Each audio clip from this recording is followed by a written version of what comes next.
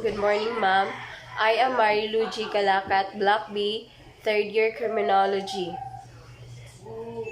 So the first item is discuss thoroughly Article 3 and 4. In Article 3 of the revised penal code, felony was defined as an act and omission that is punishable by law or deletus.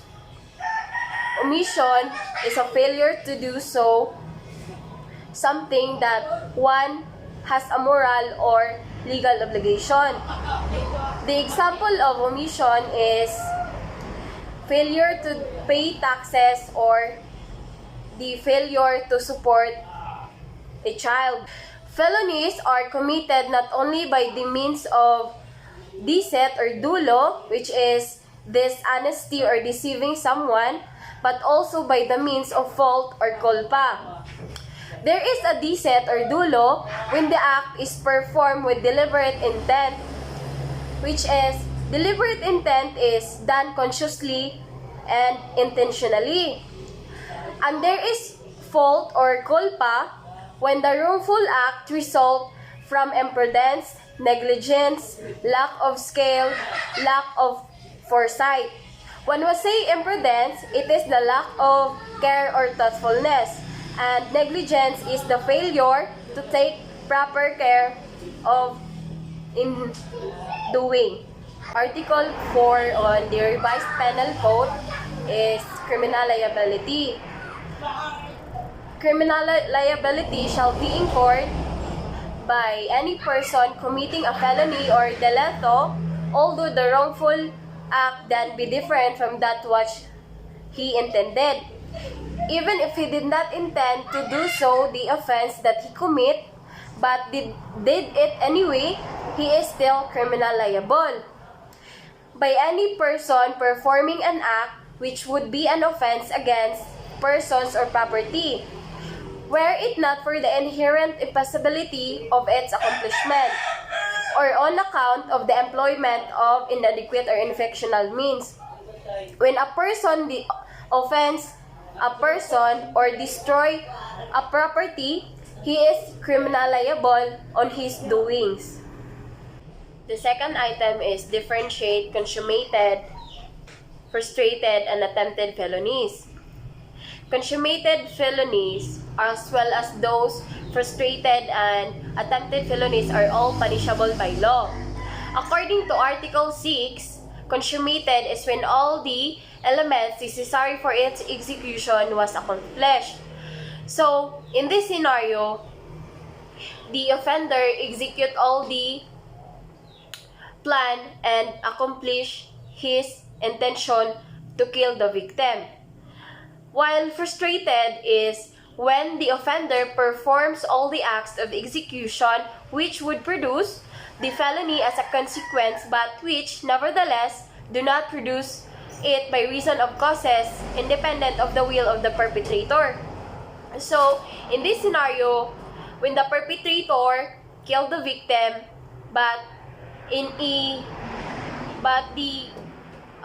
victim was rescued immediately by a medical team or what, so the perpetrator failed to do so his intention, so it is a frustrated murder.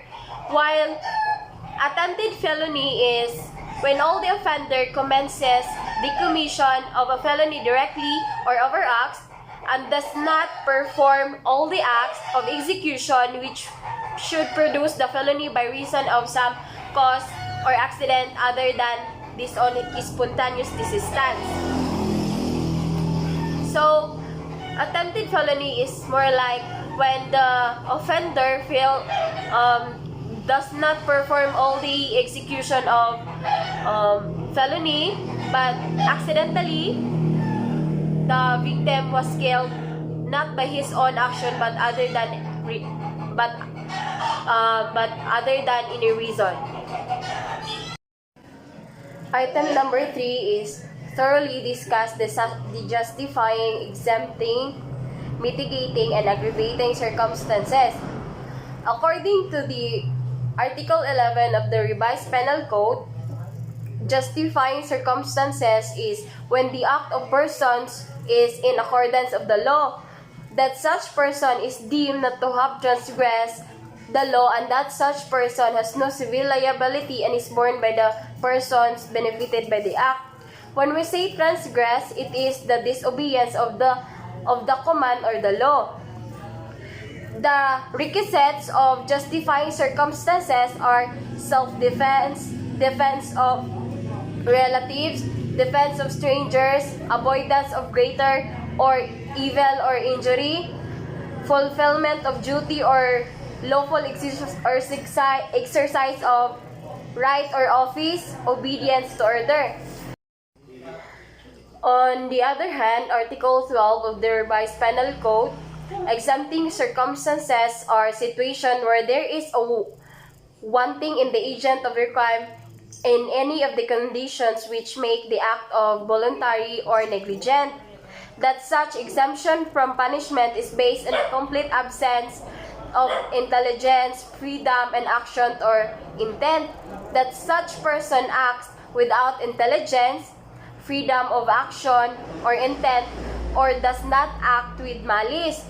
So the requisites of this circumstance is insanity or imbecility, under 9 years of age, over 9 and under 15, an accident, irresistible force, uncontrollable fear, insuperable or unlawful cause. So those are the requisites of exempting circumstances. If those requisites is found on an offense, he will be deemed to be exempted on that said case. On Article 13 of the Revised Penal Code, mitigating circumstances, if present in the commission of the crime, it does not entirely free the actor from the criminal liability that he did. That such circumstances serves only to reduce the penalty and are based on the diminution of either freedom of action, intelligence, or intent.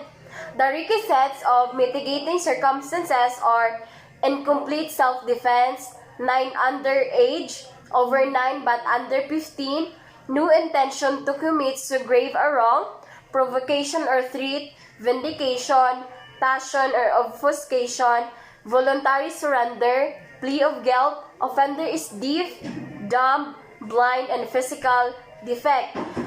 Illness that diminishes exercise of willpower, similar or analogous matter. Under the requisite, which is 9 under, they are not entirely free of the criminal liability that they have done, but they are civil liable. They will fall under the Republic Act 19444 under the program of DSWD or any government program. On Article 14, which is the aggravating circumstances of the Revised Penal Code, if attendant in the commission of the crime serve to increase the penalty, that such penalty, however, do not exceed the maximum of the penalty provided by law for the offense, that such circumstances are based on the greater perversity of the offender manifested in the commission of the felony. So it is shown by the motivating factor itself, the place, ways, and commission, employed time, personnel, circumstances of the offender party. The requisites of aggravating circumstances is taking advantage of position, insult to public authorities, disregard of rank, age, sex, and committed in dwelling of the offended party, abuse of confidence, obvious ungratefulness, crime committed in the palace of the chief executive on his presence, nighttime and inhabited place, by a band all facilitating the commission of the felony on occasion of calamity, with the aid of armed men or persons who ensure impunity, recidivism, reiteration, habituality, price, reward, or promise, crime committed by means of inundation, fire, poison, involving great waste and ruin. So those are the requisites of the aggravating circumstances. Example of this is when taking advantage of position. Applicable of this is when an officer is taking an advantage of his position, such as using his power to deem a case and use his power to immobilize any case that he want to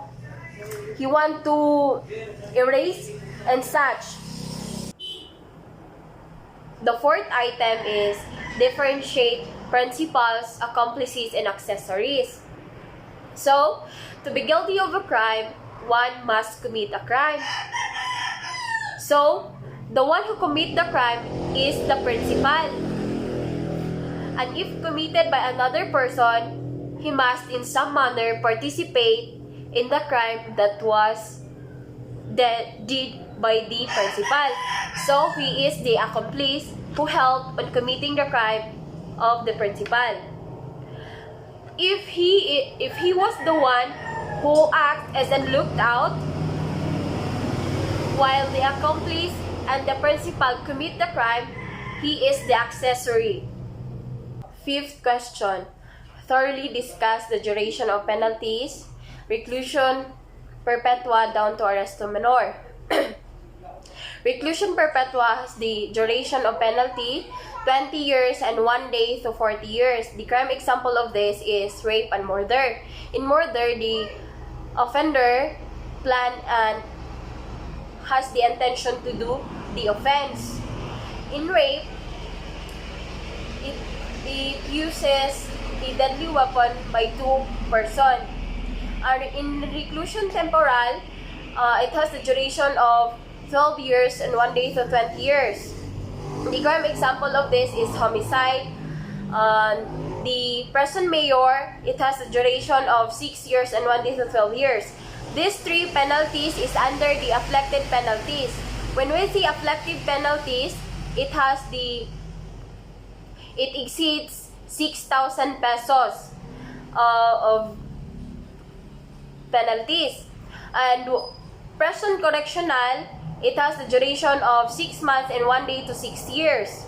Arresto mayor, it has the duration of 1 month, 1 day, and 6 months of penalties. These two penalties is under the correctional penalties, which it does not exceed 6,000 pesos but not less than 200 pesos. And arresto menor, it has the duration of 1 day to 30 days, which is it is under the light offenses. It is not less than 200 pesos of penalty. Item number 6. Differentiation of pardon, amnesty, and the commutation of sentence. Pardon is an official act that applies to any crime and is exercised by the governor and the president. Whereas amnesty is a public act that is granted by the president but still need a concurrence from the Congress. Amnesty is a blanket pardon to classes of persons or communities who may be guilty of political offense. The example of this are the CPP and PA who are labeled as nagbalik loob to the government. Pardon merely looks forward and does not restore the person's right to hold public office or suffrage unless the terms of pardon restores it. Whereas amnesty, it looks backward and abolishes the offense itself as though the person had not committed any criminal wrongdoings and offense. In pardon, it has two classifications. The absolute pardon and the conditional pardon. In absolute pardon, when a person will be granted of this, his criminal liability will go extinct without any condition. Whereas in conditional pardon, only it is just an exemption of an individual from the punishment subject to the fulfillment of a certain condition. That is the difference. On the other hand, commutation sentence is a shortening of term of punishment or a certain condition, lowering of the level of punishment. The example of the shortening of the punishment is the 10 years duration of punishment will be lowered to 5 years duration of punishment. And the level of punishment when the death penalty will be commuted to life imprisonment. Item number 7 is discuss recidivism, habitual delinquency, quasi-recidivism, and its effect to the imposition of penalty. Recidivism is one who at the time of his trial for one crime shall have been previously convicted by final judgment of another crime based on this code of the revised penal code. On the other hand, habitual delinquency under the last subsection of paragraph 5 of the Article 62 of the revised penal code, a person shall be deemed to be habitual delinquent if within the 10 years of his release of date or last conviction of his crime of robbery, thief, estafa, falsification, serious or less injury of any aforementioned crimes for a third time or more, a person then will be considered as a habitual delinquent offender. Quasi-recidivism is a special aggravating circumstances where a person, after having been convicted by final judgment, shall commit a new felony before beginning to serve such sentence or while serving the same. He shall be punished by the maximum period of the penalty prescribed by law for the new felony. The 8th question is, differentiate complex crime from Article 48 and compound crime. A compound crime is one where a single act produces 2 or more crimes, while complex crimes, strictly speaking, is one where an offender commit an offense as a means for another offense. So there are 2 crimes that happens in complex crimes, while in compound only act that results to 2 crimes. So it is said in complex crimes that the offense is committed as a necessary means to commit another offense. So an example of complex crime is it only involves multifaceted serious allegations such as homicide, drug trafficking, or evasions of duty prosecutions. For example, manslaughter, terrorism, serious fraud, and all class of complex crimes and drug trafficking. Those are the samples of complex crimes. So the 9th question is discuss the extinction of criminal liability under Article 89. So when will there be that the criminal liability will go extinct? So by the death of the convict, as to the personal penalties and as to pecuniary penalties. Liability, therefore, is extinguished only when the death of the offender occurs before judgment and by the service of the sentence. So when a offender finishes his time of sentence, his criminal liability will go extinct, and by amnesty, which completely extinguishes the penalty and all its effect. So, for example of amnesty is convicted political offenses and such, and or by absolute pardon. It can extinct the criminal liability, or by the prescription of time, where after a specific period of time he finishes his sentence, so his criminal liability will go extinct, or the prescription of penalty, less of forfeiture of the right of the government to execute the final sentence after the lapse of a certain time, or by the marriage of the offended woman as provided in Article 344 of this code. So when the offended woman marries the offender, the criminal liability of the offender will go extinct.